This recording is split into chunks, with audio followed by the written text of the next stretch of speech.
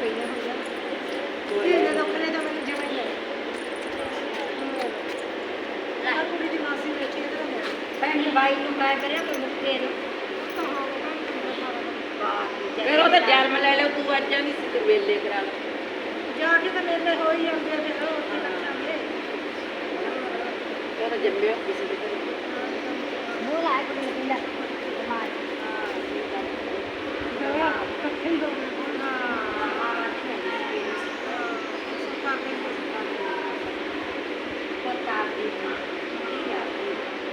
ਮੇਰਾ ਪਪਾ ਨੇ ਬਾਹਰ ਹੀ 200 ਸੁੱਟੀ ਸੀ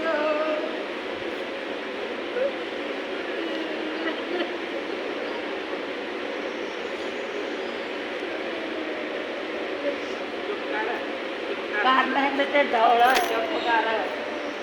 ਕੋਈ ਨਹੀਂ ਕਰ ਲਾ ਮਨ ਹੌਲਾ ਕੱਢ ਲਾ ਬਾਜ ਆਹ ਜੱਗੀ ਮਿੰਦੇ ਬਣਾ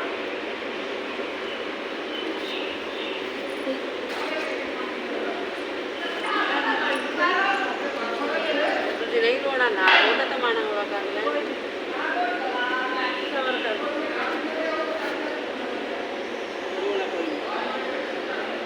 ਕੱਢ ਲਾ ਦੋ ਕਰ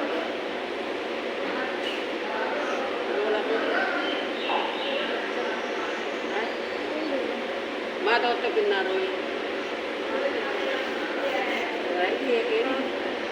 ਕੱਢੋ ਨਹੀਂ ਬਾਜਾ ਮਿਲ ਲੋ ਤੂੰ ਲੈ ਲਓ